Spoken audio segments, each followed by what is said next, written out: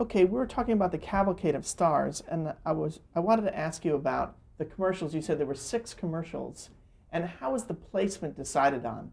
Was the one at the head of the show more expensive, or anything like that? No, they were all equal, and they would rotate the different positions throughout the show. But they would occur uh, maybe one every 10 or 12 minutes into the show. So could somebody be have the first commercial on one week, and then the next week they would be in the second slot? Exactly. So there was no No, we just competition. alternated. Okay. Yeah. After, how did Jack Carter leave the show? Why did he leave? As I recall, Jack Carter was taken by another network, but I've forgotten what the circumstances were.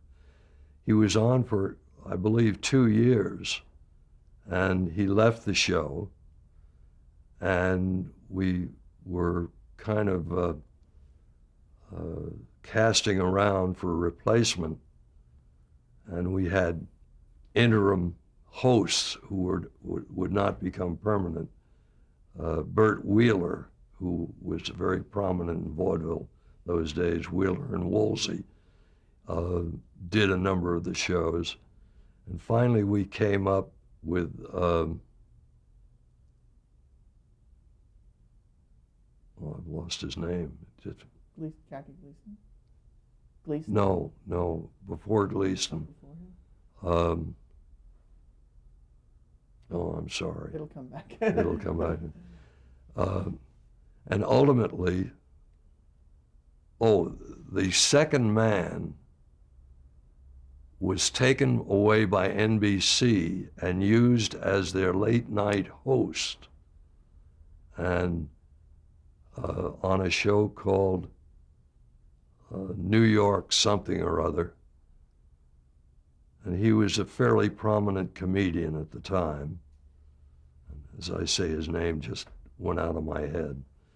And finally, when he was taken away by NBC for more money, as was the case with a number of talents that we had on Dumont, they could afford to pay more than we could. We ended up with Jackie Gleason. And Jackie Gleason had been living in Los Angeles and had been a comic in a nightclub here in Los Angeles and had been the Riley in the first Life of Riley series. And he apparently didn't fit what they wanted in the Life of Riley, and they ended up replacing him with William Bendix, who became Riley, and MCA, who were supplying a lot of the talent to the Cavalcade show, represented Jackie Gleason, and they told me they were bringing him in from California to do the show. Well, I had never heard of Jackie Gleason, but we were in trouble. We needed a host. And I remember the show was on the air and was in the Adelphi Theater.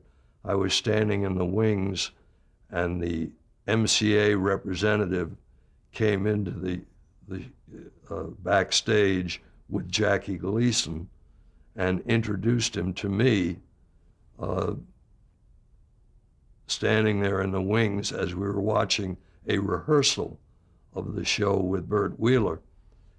And Gleason at that point was a young, slim, good-looking, sort of map of Ireland face guy, very well-groomed. And I remember Gleason took my hand and said, "Mr. Bergmann, I'm so grateful for this opportunity. I'm going to make this the best variety show on television." I said, "Well, good luck, Jackie. I sure hope you succeed." And he was going to start the following week. And he did.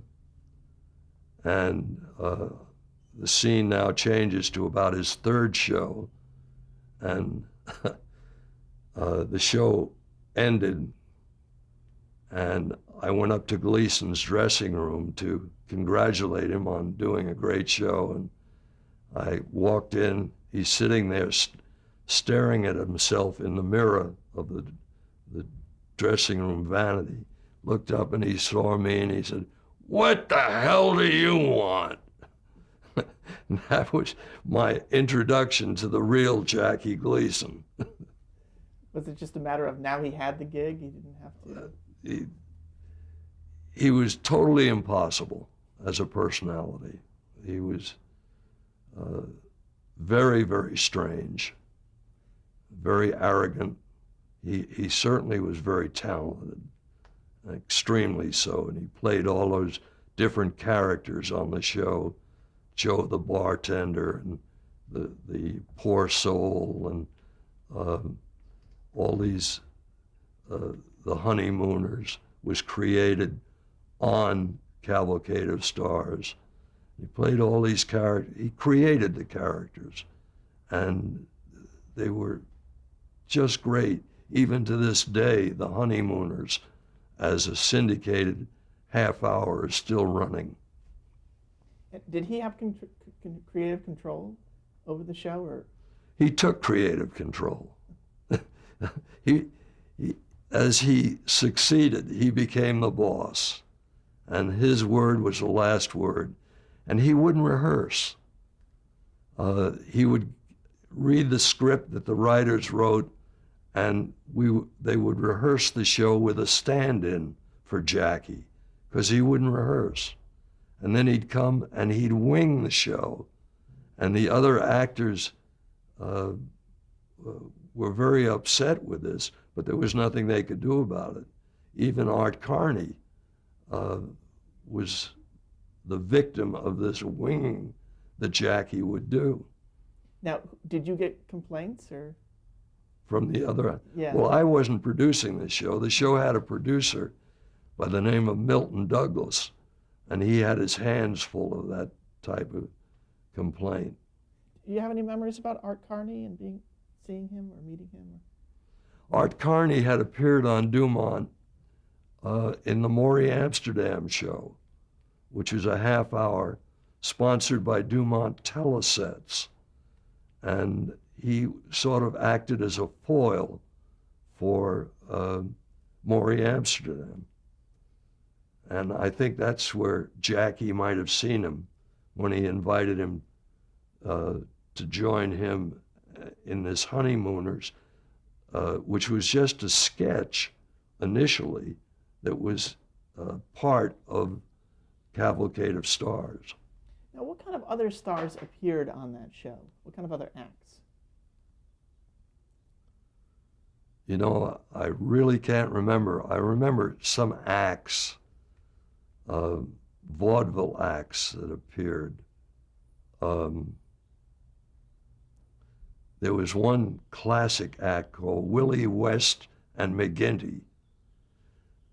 These were guys who, their set was a construction site, and they had all kinds of routines where a guy would walk in with a big beam on his shoulder, and he'd swing it around, and it looked as if it was going to hit one of his fellow construction workers in the head, and the guy would duck just in time to do something else, like tie his shoe, and this big beam would swing past his head, and they would drop a bucket of water on a guy's head, and all of these sight gags that this act would use, Willie West and McGinty, and we used them several times on Cavalcade, and we had a number of different singers, both male and female, who would appear on the show.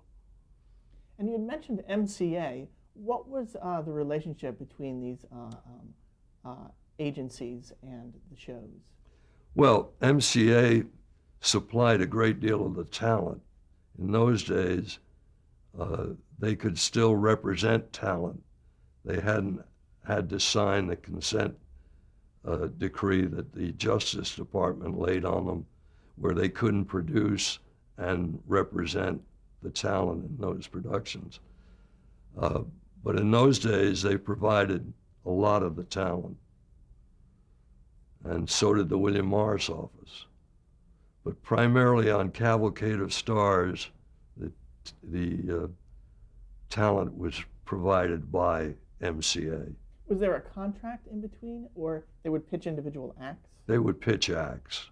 To the producer of the show? To the producer, absolutely. Mm-hmm. Why did Cavalcade of Stars go off the air? Primarily because we couldn't keep the star of the show after we lost 3 of them. Jerry Lester was the man in the middle, who was taken by NBC and given a late night show at NBC. Anyway, the sponsorship became such that other areas were available to them for sponsoring television, and it sort of wound down as far as the drug chains who were involved in it were concerned. And it just died out. What do you remember about the show, The Arthur Murray Party? Oh, I remember it very well. Arthur Murray, I believe the show started on CBS. He provided the half hour of talent, paid for the orchestra, paid for the facilities, almost like Fashions on Parade, that same kind of arrangement where he was doing it to publicize the Arthur Murray Dance Studios, which were a national chain. So he came to the network and said, I will do this show. My wife, Catherine Murray, will be the mistress of ceremonies, will provide the orchestra, all of the talent, pay for the facilities, rehearsal, and that was it. There was no commercial for Arthur Murray Dance Studios. It was sort of tacitly understood that because his name was out there as the Arthur Murray show, and he would say at the end of the show, Arthur Murray would come on stage and the orchestra would be playing, and he would take his wife and they would dance and finally dance off stage, and that was the close of the show.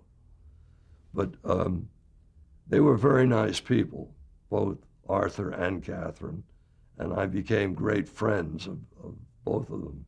So that was also an unusual situation. There was no ad agency or anything like that? No ad agency, nothing. Just Arthur Murray paying for the time and the program. And what was he like as a person? Arthur? Yes. Very taciturn.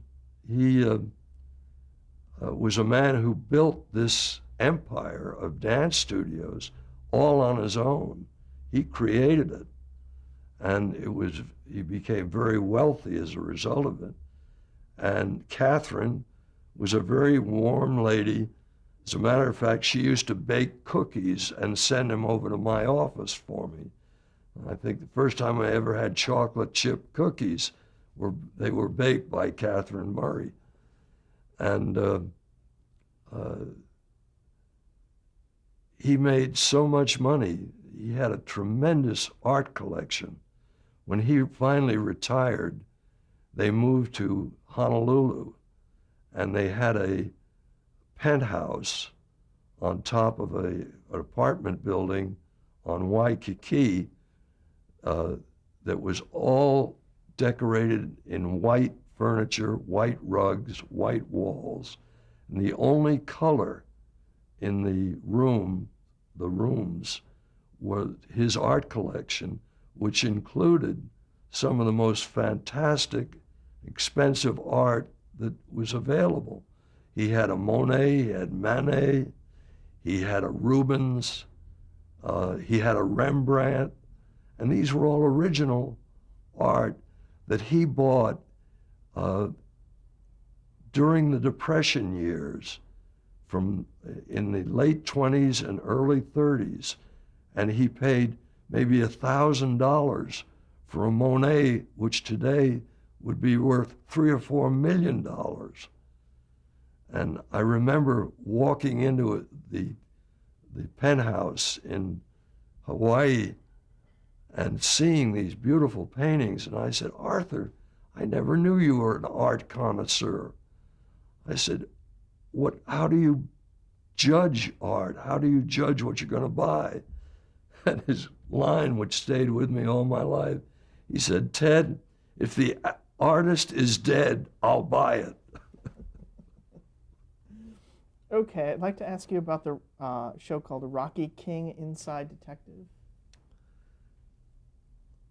Rocky King was played by Roscoe Carnes, who had been a movie actor here in Hollywood, playing character type parts. And our program director at Dumont convinced him that he ought to do this show. And he played the part of as a detective solving crimes. And it was a half-hour show, and it was very successful. Roscoe Carnes was very professional and very popular, and the show did well. Wasn't his family involved? Wasn't his son also on the show? Pardon? Didn't his son also appear on the show? I believe so. I had very little to do with it. I knew Roscoe, but I had very little to do with that particular show. A show called Down You Go? Yes, Down You Go was a half-hour game show based on the old children's game of Hangman, where they would guess the letters in a word and trying to hang the opposite, the opponent. And it was done in Chicago by WGN, which was the Chicago Tribune station. WGN stood for World's Greatest Newspaper, and that was the Chicago Tribune, had both a radio station and a television station. And Chicago had 4 VHF stations, so WGN became a basic Dumont affiliate where we could clear time whenever we needed to. So we were always in Chicago. And in return, WGN originated programs and kind of said, "Look, if you people want us to keep the affiliation, you'll carry these programs that we originate and pay for them," which we did. We had a musical show from Chicago that was originated by WGN, and of course Down You Go, which had as its MC a man named Bergmann Evans, who was an academic, a very authoritative type personality, and 4 contestants who were Chicago celebrities, if you will. And we carried the show for a couple of years. What about the show Life Begins at 80? It was a show that was sponsored by Geritol and Pharmaceuticals Incorporated. They manufactured manufactured products. As I said, incidentally, they were one of the original 1-minute sponsors in Cavalcade of Stars. And they saw what television was doing for them, and they decided they want to sponsor their own show. And they bought Life Begins at 80, which was a show that had a host and 80-year-old panel who would tell of their adventures in achieving the age of 80, if you will, and how 80 was a great time to be alive. And it was a very warm, human type show. And in terms of the products, what were the products that were? Geritol, Sominex, which was a sleep aid, a product called Zariman, as I recall, which was a something for pain, and I've forgotten the rest of the products. Do you remember some of those 80-year-olds? There was a woman named Mrs. Georgiana Carhart, who was sort of a show a lot. They were characters because they were all over 80, and they were very outspoken about their lives, and that was what the show was about. But I've forgotten the identity of them. Okay.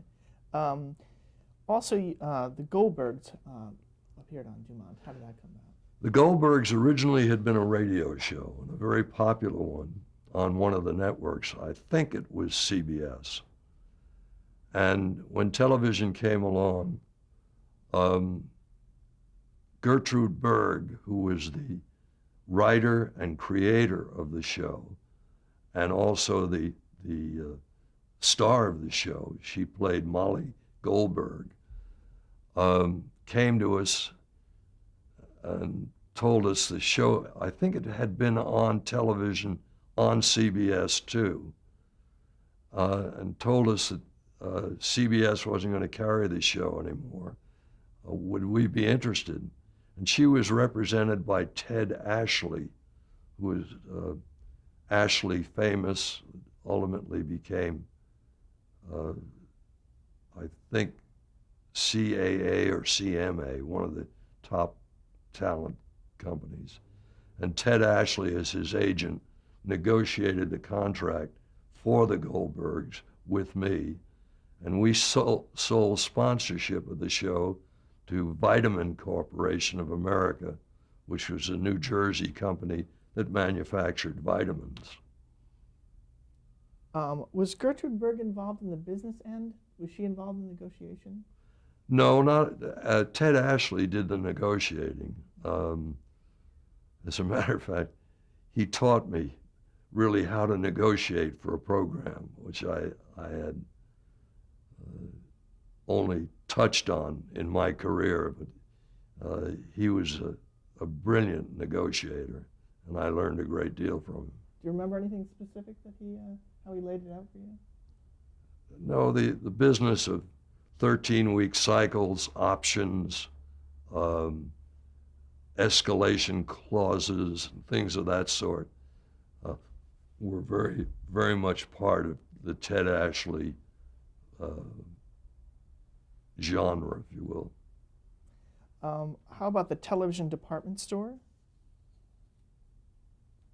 It was a show on. Oh, that was a daytime show, which I believe was hosted by Kathy Norris, in which she showed merchandise that was supplied by a department store that was the sponsor of the show.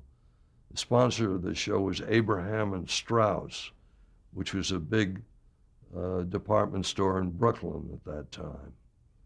And they would put on specials in the show. And in daytime, we weren't limited in, excuse me, in commercial time the way we were in nighttime. It was double the amount of time, excuse me.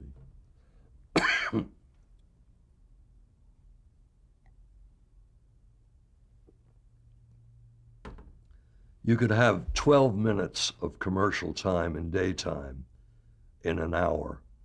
At night, we were limited to 6 minutes by the NAB code. So in the program, in the 12 minutes of commercial time that were in the hour in daytime, she would present specials on certain products, like they would have a special on blankets, where a blanket would be marked down from $27.50 to 8.50 or something of that sort, and people could call in to the department store and order the blankets and all different kinds of products that they carried. And she would showcase the products on the program. What about a program called Life is Worth Living?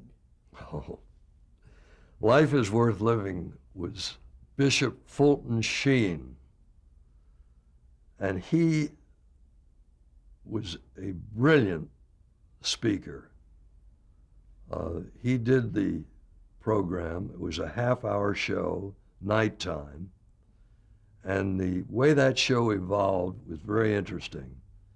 Milton Berle was on NBC on Tuesday nights from 8 to 9 and was the #1 show on television. We had Hooper ratings in the beginning before Nielsen, and those ratings showed that Milton Berle just took over the tube in the homes of every television home in the country, which tuned to Milton Berle. But we had to fill, in order to have a complete evening, we had to fill that time with something. So our program director, under the restraint of budget restraints, decided he would put a religious program in that time. And we would alternate every week with a different religion. We'd have Protestant on one week, Catholic the following week, Jewish the following week, and go through the same cycle again. And the Catholic program was done by Bishop Sheen. And we suddenly saw Bishop Sheen achieving a tremendous audience. As a matter of fact, he was cutting into Milton Berle, which just was a phenomenon. And Bishop Sheen used to say, "That's because I have better writers."